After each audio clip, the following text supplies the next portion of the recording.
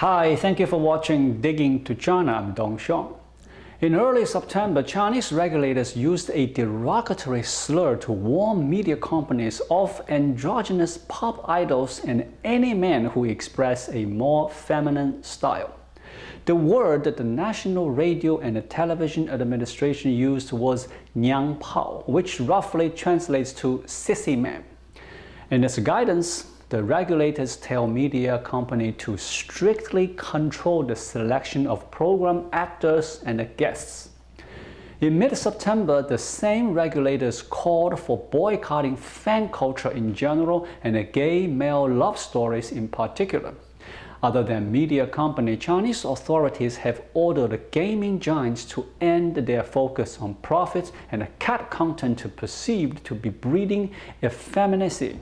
In early September, officials summoned the gaming enterprises including Tencent and NetEase discuss further curbs on the industry, which has already been ordered to limit children gaming time to 3 hours a week.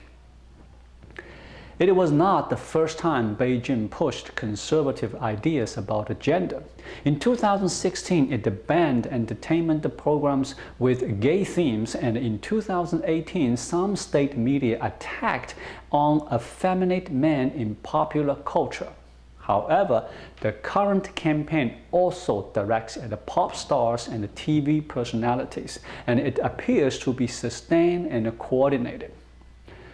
Gender and sexual issues can draw mass attention, and it's a safe target for regulators. It's also linked to Xi's broader Common Prosperity Initiative, which aims to reduce economic inequality and to wipe out other kinds of difference. CCP regards the increasing inequality as a real source of social disturbance. Any conspicuous difference in terms of society also needs to be removed, smoothed out, or covered over as much as possible. It includes the suppression of Uyghurs and other religious and ethnic minorities. Beijing promotes Mandarin as the official language and the resurrection of Confucian values. Chinese regime is also pushing for families to have more children, abolished decades-long one-child policy.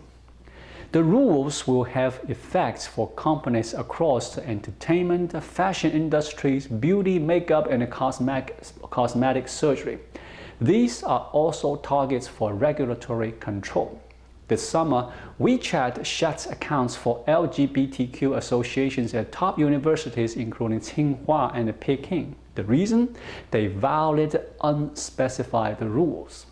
On September 2nd, a commentary in the People's Daily echoed the government's slur and celebrating that such people will no longer have opportunity to swagger in cyberspace.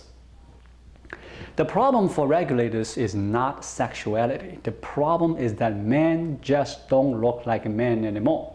Beijing launched a frontal assault on effeminate men with a conspiracy theory by accusing the CIA. The Chinese Academy of Social Science, one of the country's leading research institutions, studied China's booming entertainment industry and its demand for androgynous male celebrities.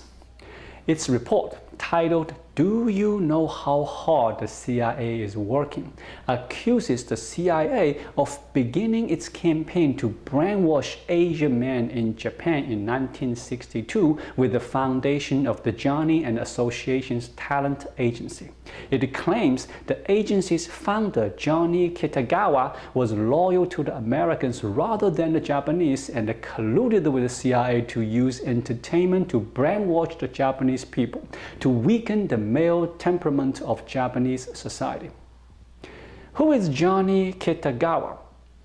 According to the Wikipedia, he was a Japanese-American businessman and a talent manager. He was the founder and the president of Johnny and Associates, a production agency for numerous popular boy bands in Japan.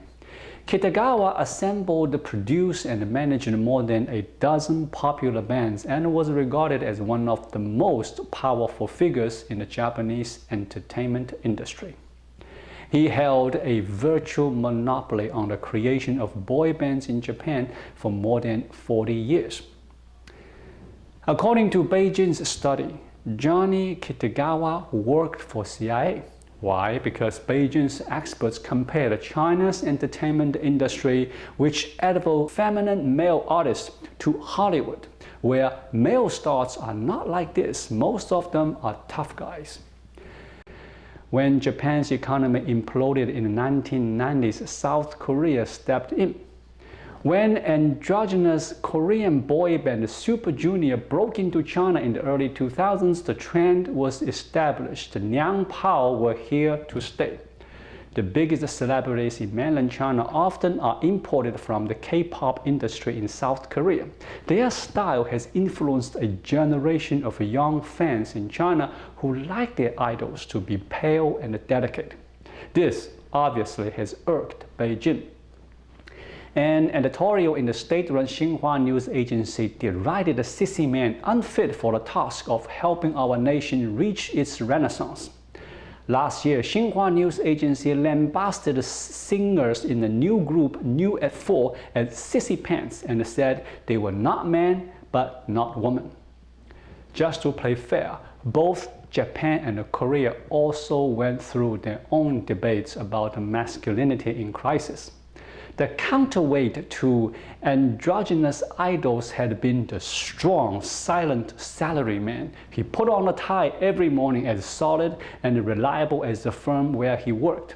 Even if his daughter liked the boys with fluffy hair, she was going to marry a man like her daddy, get pregnant, quit her job, and become a mother. But both countries did away with the ideas of employment for life, encouraged the woman into the workforce, and made dual income a necessity. The lone male breadwinner was no longer a workable notion. The result of all this has been decreasing birth rates and a society trapped in a permanent adolescence. Chinese leadership can see what's on the horizon. Chinese population is projected to decline. The one-child policy is long gone, but reforming the economic structures that have enriched the party allies is far less attractive. Instead, the CCP aims at effeminate men. Without concrete support to boost the fertility rate, they hope that people can be convinced to have children by promoting a more well-groomed, muscular, and family man. Will that work? I don't know. What do you think? Another key reason why Beijing is intolerant of these movements is that they are driven by civil groups that operate outside of the government's control. These civil groups are supposedly agents of foreign influences, aka they are modern-day Johnny Kitagawa working for CIA. This is one of the most severe criticisms that can be inflicted in Xi's China. Thank you for watching. Please leave a comment and subscribe to my channel. Just click the subscribe button right here. I'll see you again